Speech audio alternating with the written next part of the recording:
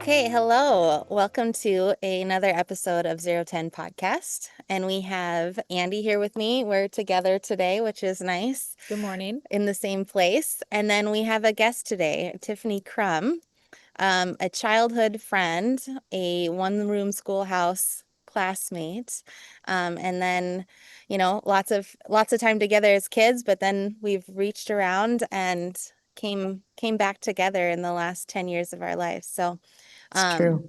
it is true. So we're very, very thankful for you to take the time, Tiff, to come and chat with us. Yes, thanks for asking me to. Yes. Okay, so let's start by just like tell us a little bit about yourself and where you're at right now. Sure, that's the tip of the iceberg. That's right. Like you said, my name is Tiffany, and I have a career in home health and hospice with CHI Health at Home here in Bismarck. And I'm a wife of a husband that's a farmer and a rancher and an electrician, and I'm a mother to three beautiful daughters. Eleanor is 8, Iris is 5, and Aria is 1. She'll be 2 in November. And my eldest daughter, Eleanor, was diagnosed with stage 3, group 3 rhabdomyosarcoma cancer last year. Yeah, So you've had a year. we've had a year. Yeah. And so that where we are today is a good day. Today's a good day. Yeah. It's kind of how you have to take it, isn't it? A day at a time, even sometimes a moment at a time. Yeah. Yeah, sometimes it is like that. And to be honest, you go from you have to kind of mourn your old self that was just like expecting the long-term things to happen, and now you're begging for those long-term things to happen. You mourn the idea that you used to just know your kid was going to go to a homecoming dance one day, and that your daughter was going to get her driver's license, and then you go from begging for those things to happen someday. So today's a good day. I can't say tomorrow what tomorrow will be, but I do know today is a good day. Yeah. How'd that all start? Can you talk about, or is that okay to talk about that? Like Yeah. because I think so many parents, would need to hear your story and how you fought for your child. Yeah. So I'm just going to say the way that it is. The truth is I didn't smoke or drink while I was pregnant. I did not, I tried to eat well. I exercised with all 3 of my pregnancies. I breastfed all 3 of my babies over a year. We do take, with the regular vaccines, nothing too crazy, just what they have to have. We eat healthy. We stick to nap schedules. We go to church. We have them in all of the different things, volleyball, basketball, itty bitty sports. I can say my husband and I have done all that we could to be quote unquote good parents and raise them to be a healthy child. My kids didn't grow up drinking pop. My kids, I don't, I know who your Eleanor, mom is. yeah. Yeah. And you know what? I'm grateful she raised me that way. We just worked really hard to try to instill that in our kids. And Eleanor has always been a very healthy kid. Just never really ever sick. Now, colds, sure, she'll get a cold every once in a while, but she rarely ever missed school. Nothing like that. And then in April of that would be 2023, she got influenza A, because it was going around. And so that was like the first time she'd ever been sick. And I had just had a new baby. And so we wanted to keep her away from that baby to keep her from getting sick. And so we just worked really hard. We thought things got better. And then that turned into she also had a strep. So she'd never had strep before. So that was strange. So we got on an antibiotic, probably the first one that she's really ever had. And she was 7 years old. So she took that antibiotic, and it wasn't maybe a month later, she had an ear infection. Her ear was hurting. So we took her in. They said, that's an ear infection. I said, we just took an antibiotic. Shouldn't this take care of it? And they said, no, you didn't take one for an ear infection. Okay. During that time, she still had a cough. The cough was lingering longer than I wanted it to.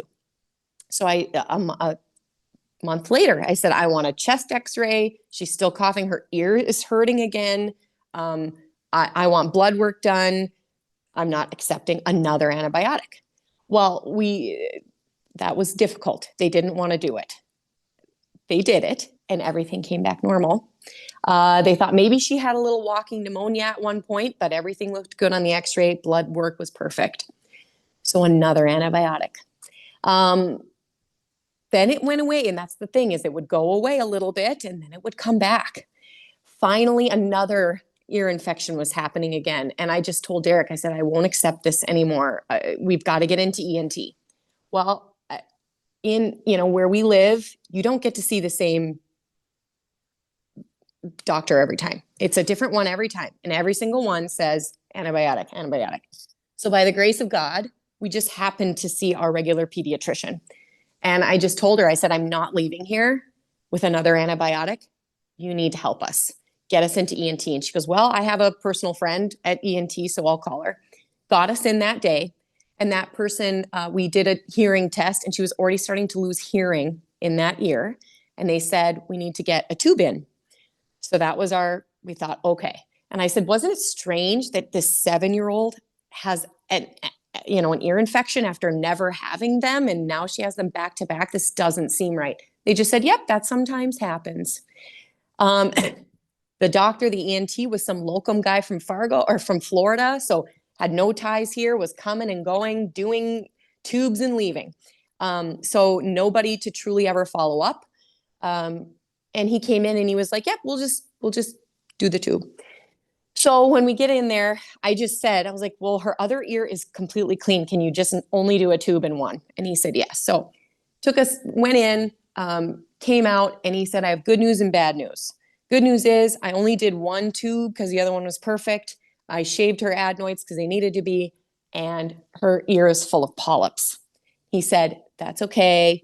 It's probably an infection. So what we're going to have to do is more antibiotics, and we're going to have to hit it with a hard steroid. If we can get these polyps to go away on their own, then she doesn't have to have a really difficult surgery that opens up the jawbone and the back of the ear. And I thought that was the worst thing in the world. I remember leaving there bawling, worrying that's what we were going to have to do. We get home, and she felt better. Her ear felt better. But that night, she fell asleep, and when she woke up, she was in a dead sweat. Like I'd never seen her have a night sweat before, and she was soaked to the bed. So I called the doctor immediately, and I said, she has a night sweat, something's wrong. And he said, oh, it's just because of the anesthesia she took. So a couple of days later, she went to school, her first day of school. Things were better. She felt better. Then over the weekend, she started not being able to open her jaws wide, I noticed. And her ear was starting to hurt again, and she was getting a headache. This was all within a day or two. I could start seeing that there was swelling happening in her jaw.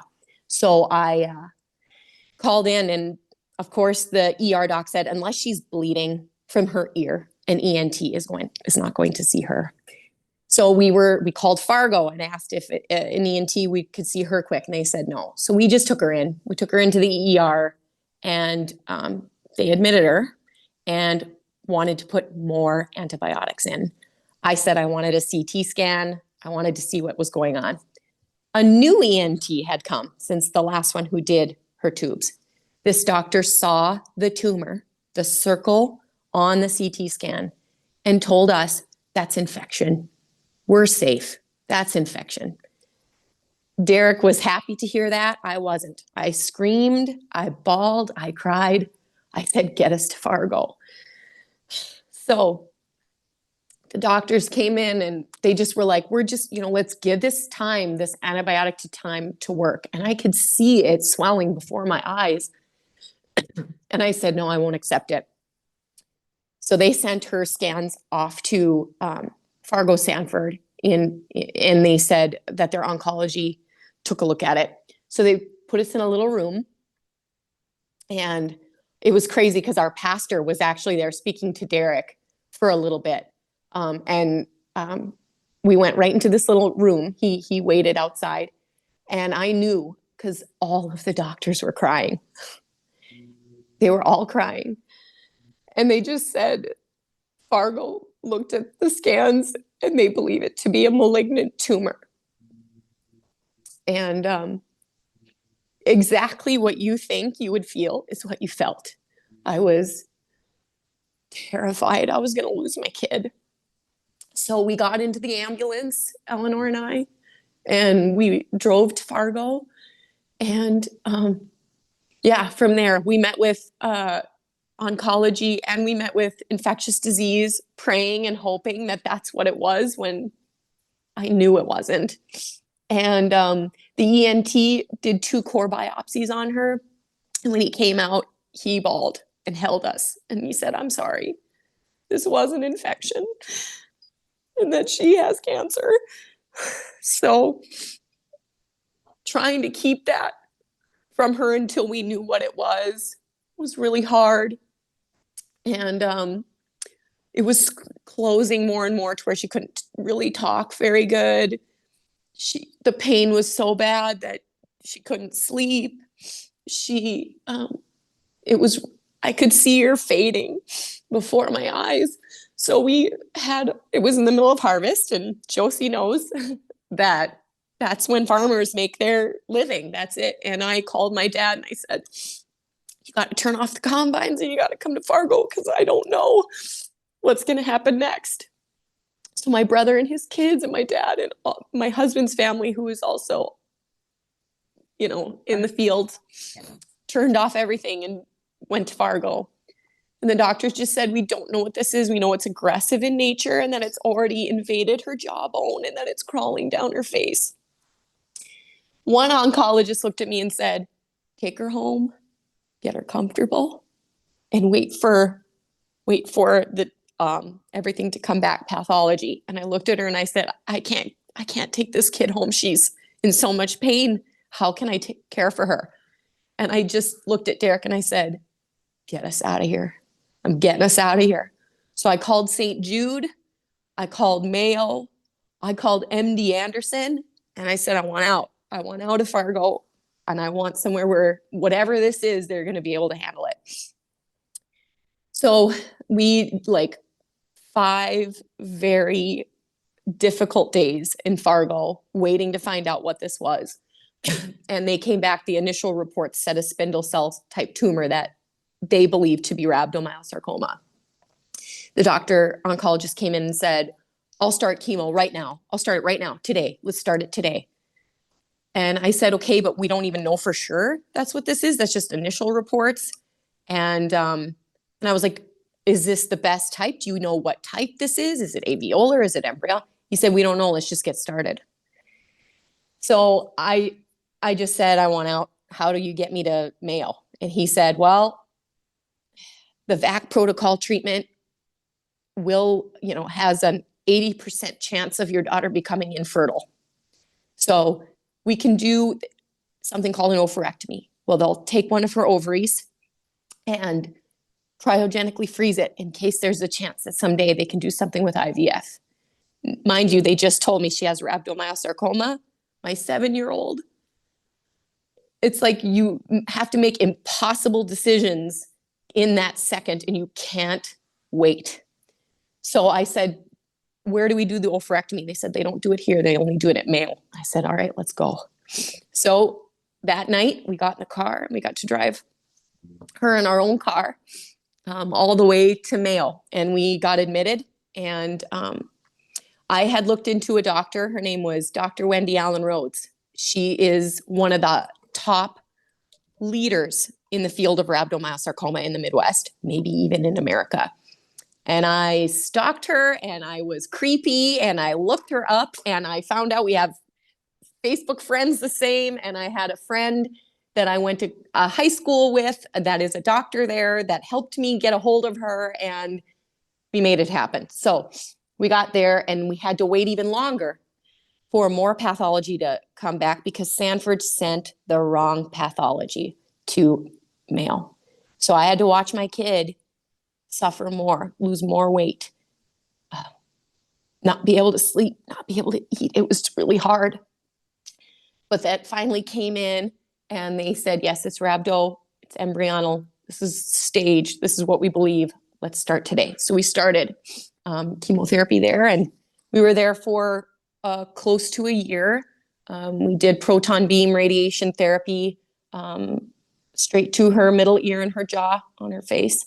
And we did 40 weeks of that chemotherapy protocol, which has been the same protocol for rhabdomyosarcoma since the 70s because they don't have enough money to get something better for our kids.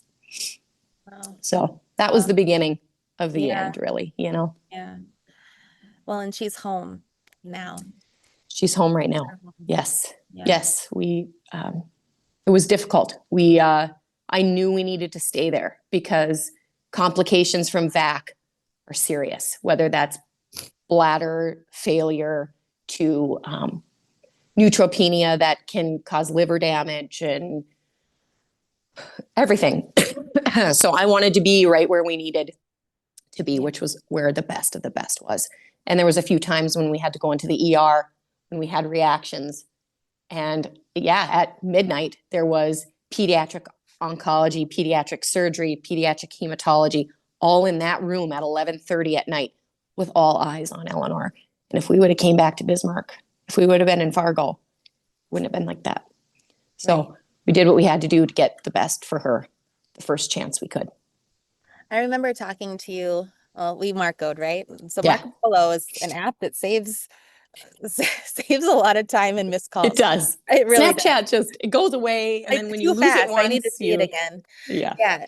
Anyway, so through a Marco Polo, you just said one time, because I was like, can I come visit? And you're like, you know what? This is about Eleanor. It's not about me. I want you here. Yes. And so how did, like when it came to priorities, I mean, it seems obvious, but I'm sure your heart felt like you needed some people around you supporting you. So how did that all work out for you? Like, how Right. did you handle it? So when you're put through a traumatic experience, and this can be anybody who has felt any type of trauma, I can guarantee, and you know, working in hospice, I've seen this over and over and over and over again at the people at the end of their life. What's the most important thing, or what is put into perspective? And you think you know, but until you're put into it, you don't know. 1000% your life's focus completely change. Your career, your goals, your social life absolutely mean nothing if you don't have your family or a healthy body. Like poof, overnight, something that I've spent 37 years at that point, 38 now, completely focusing on and believing that this is what the most important thing is, I didn't care about anymore. So all I wanted was my kid. All I wanted was survival for my child. So for her, that VAC chemotherapy treatment is extremely difficult. Also, the survival rates for rhabdomyosarcoma really are not that great, like close to 70%. 70%. And you hear that, you think, oh, that's not so bad. 70% with a relapse rate of like 38%. And 70% is if you get rid of it the first time. If it relapses, it gets down to like less than 10% chance of survival. And you don't want to like live that way, but you do, because that's reality and that's the facts. And people so badly just want to focus on, well, that's a good number. If I had to use that number in the lottery, I would. It's like, you know what? It's not good. You want 100%. You want 99%. So for me, nothing else mattered. So, her immune system was going to be completely shot. So we had to do everything we could. That meant completely socially isolating. Keeping my kids together and my family together, I felt like was probably the best thing that we could do. And it turned out to be the best thing. So that meant no supports. Like Ronald McDonald could not handle more than one child. They give you like 2 beds. And so I knew I needed to keep my baby, who I was still breastfeeding, and my 4-year-old along.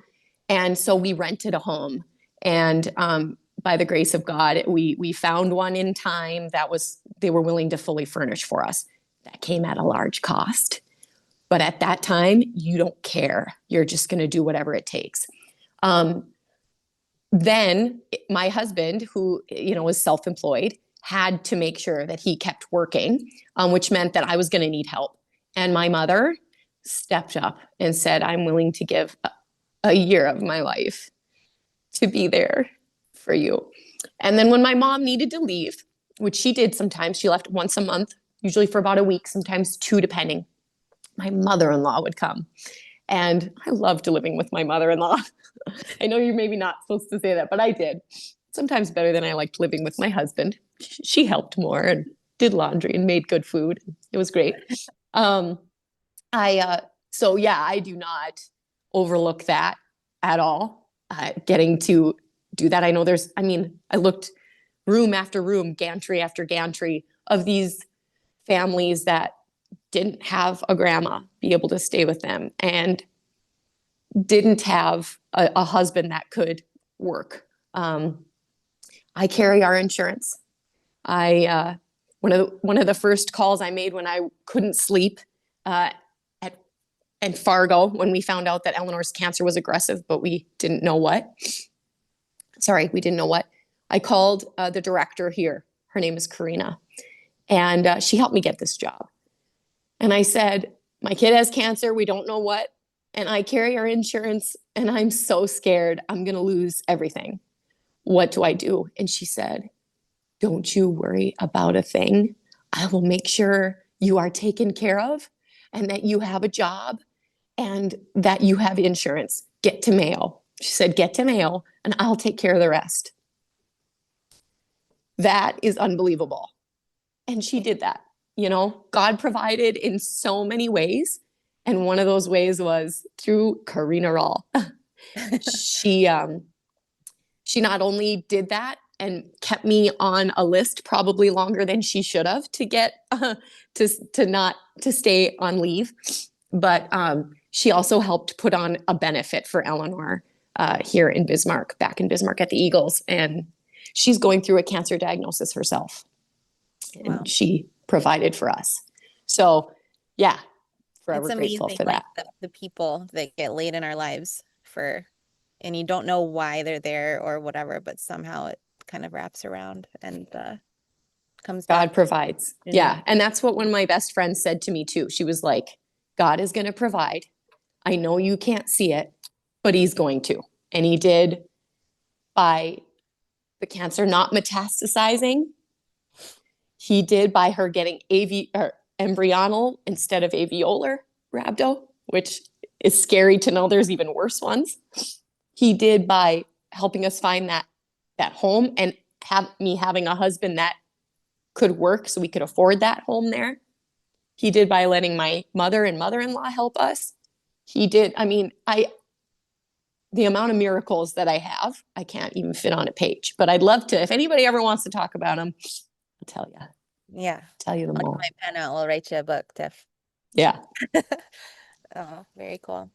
Yeah. Well, thank you. So I would just say that having my mother there and my mother-in-law help, and I have friends that live in Rochester, but they were only supportive in knowing that they couldn't be around Eleanor and that they could help us from afar, and they did. Nice. So yeah. Good. Well, now we got all of our tears out, maybe a little bit. Just can't believe it. Yeah, it's crazy. Yeah. And it's like you said, there's stuff coming up that we just need to continue to pray for, right? Yes. So Eleanor will have, because of the high relapse rate of rhabdomyosarcoma, Eleanor will have a CT chest done and an MRI of her head and neck every 3 months in Rochester for the next 5 years. Okay. Because the relapse rate is so high. So we will do that. And this is her the first one. And it's so funny. any cancer mom and dad can say. It's such a strange thing. You feel guilty when your kid is doing well. And the reason why is because all you see is death. You see so much death in these kids that are right next to you in these rooms, and these families that are fighting the same fight as you. And so and then you also see the ones that are doing so well with the rug pulled out from under them. So you're just like, when is that going to happen to me?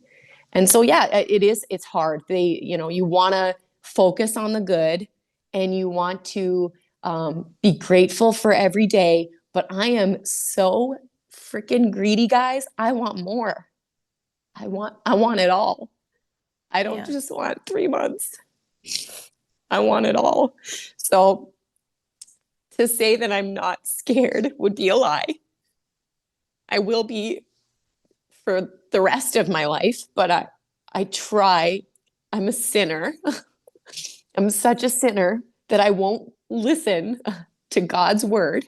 And God's words are to not be anxious about anything, and to give everything in prayer, and to give it up with thanksgiving, and let your requests be known to God. And He wants to take care of me, and He wants to take care of Eleanor because He loves her.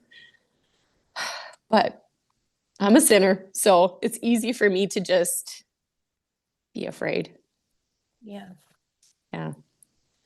So working on that every day. I'd like to say that I have the corner market on suffering, and I'm no longer suffering, and I'm positive, and I've got it figured out, but I don't think you ever will. I think it's going to be a constant journey on my relationship with my Father, my God, and just trying to find the balance between sweet suffering and just like gratefulness and happiness. Yeah. So I think that's a hard thing to walk as a Christian, because we talk the talk, right? And then when it comes down to it, and you have to actually walk the walk and put your faith there and trust in the outcome, regardless of which way it goes, it's a really, really a hard thing to do. So you hit the nail on the head. I guess for me personally, I think it's easy to do it when you're not in trials. And then the trial comes, and you have to follow through with your faith and with your word. And that's where the hard part comes in. You're so true. That is so true. Josie knows I have had a cush life. Yeah, right. There's nothing easier for me to be than a follower of Jesus Christ, because I have wonderful parents and a loving family and a good job and 3 healthy girls and a husband. And boy, my most difficult thing in my life was my husband bugging me. That was about it. Otherwise, I could handle it. Right. And I'll tell you what, I did try to do it without God. I was so angry. Yeah. Why would He do this to me? Why would He do this to her, the one who loves Him the most? Why would He do this to my innocent daughter?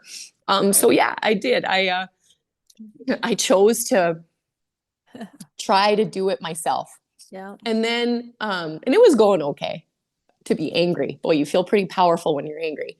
And then one night, Eleanor got a fever, and we looked at her stomach, and there was a ring around her belly button. It was getting bigger and bigger. And I called and sent a picture, and they said, bring her in. We came in, and they were like, well, this could be the tumor growing, and it could have spread to her torso.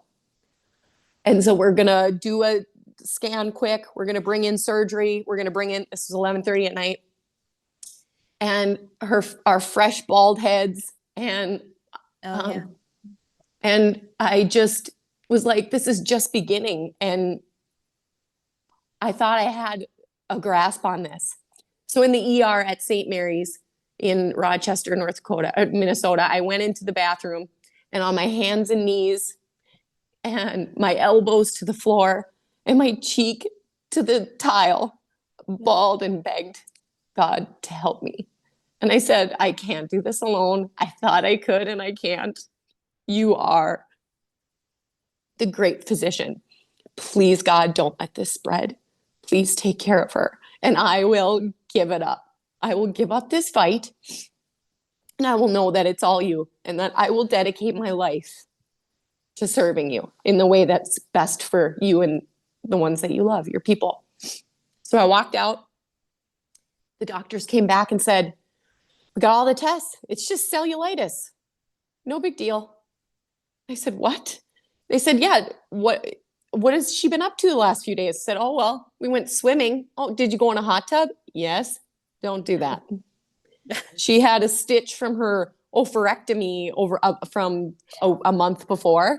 And I said, it just got infected. It's just cellulitis. It's no big deal. She's going to be fine.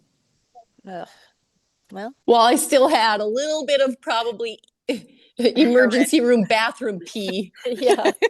on my cheek. Yeah. And I was like, okay, God, I hear you.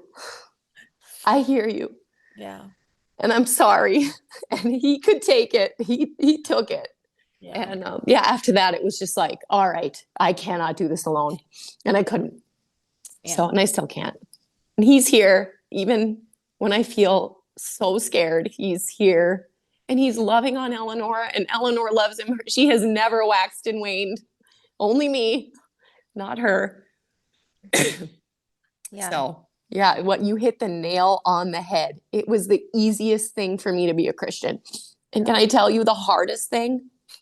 Loving others for real. If you really are doing it, it's extremely hard. Yeah.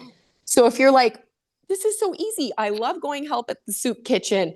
I give my old clothes to the mustard seed. And, a neighbor had surgery, so I brought over a meal. I love it. It's so fun. It's great. You know what? That's great, but that's not the real work. The real work is really hard, makes you feel uncomfortable. And like you sometimes wonder if you really want to be a follower of Jesus, because it's really, if you're doing it for real, it's really hard. It's really hard, but it's where you really learn the best lessons. It's where you really 1000%. grow and become closer to who we're supposed to be. Yeah. Which I don't know, it feels unattainable most days to become Yeah. that, but it's where you get stronger and closer and farther away at the same time. It's all of the things, It's the only way you'll actually feel close to God. Yes. That's it. You don't even really know. He's been waiting for you. His arms are wide open. Right. And in the Bible, it talks about how those who suffer are actually closest to God. Right. That you don't meet God at the top of the mountaintop. You meet him in the valley. Right. Where you think you're alone. Right.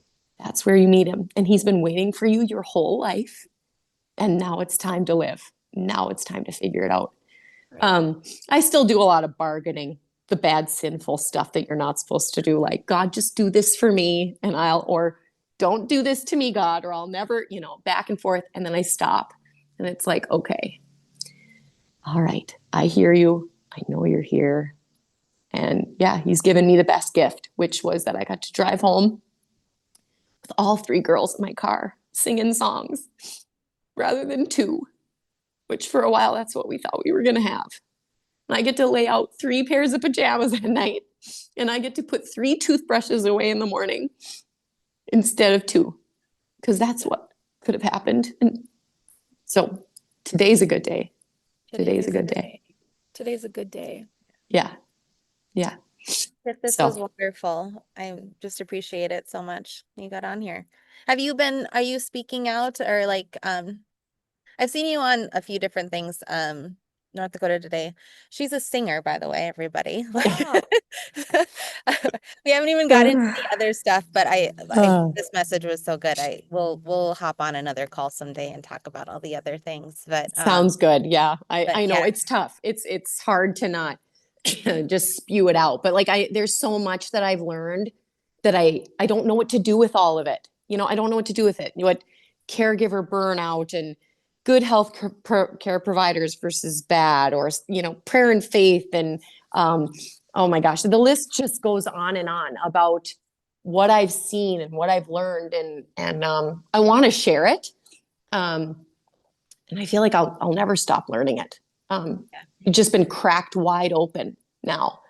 And I'm really cracked open to other people's pain. Something that I used to think that I was so like I was empathetic. No. Different level now. Not until you feel it and see it yourself, Yeah. But How do you stop it? I know we need to wrap it up, but how do you stop it from being your entire identity? good question. I have absolutely let it consume me at times. I think it's just going to take time. Yeah. So one of the another thing on here that I actually talk about is how to get support, the difference between walking a fine line of helping your child and being consumed. And there's nobody is going to just sit back and take care of it all for you. So you do have to do the research. So when I did that research, a big part of it is being a part of rhabdomyosarcoma support groups. And I found some of the most amazing people and tips that I needed for my kid to not end up having a G tube, being able to get through, radiation with the mouth sores and how to deal with it, bleeding from the eyes and knowing what to do. I mean, I got these answers and help from this group, but guess who mostly talks on this group? The people who are doing the worst. So that's all you see. And you start seeing that, and then you do become consumed by it. I have had to learn to utilize it when I need it, and that's it, and to drop it for the rest. It's the same with, I believe, all the cancer stuff. You need to utilize it best that you can, support it, and let it go. Otherwise it's a new child every day being diagnosed and a new child passing away every day. And that's the reality. And I do think with September was Childhood Cancer Awareness Month. And I do think before, I don't know about you guys, but I would see something like this on Facebook and I would go past it because I couldn't. I can't hear it. I can't see it. I can't. Yes, you can. Yeah. And you should, because it's your kid's second grade classmate. It's your kid's cousin. It's your kid. Yeah. We had 6 diagnosed in Bismarck just last year. 6. It's going to be 7 next year. Right. It's going to be 8 the year after. This isn't going anywhere. So we need to stand up together, be aware, and help each other, and not get consumed, but learn what you need to learn for yourself and for your loved ones. Yes. Yeah. It's a hard balance. There's a lot more that could be spoken about. So maybe we schedule a part 2 at some point. Yeah. That would be great. Sure. I'm sure people are going to be like, whoa, that was depressing. Well, but the vulnerability of it is really important. And so thank you for that.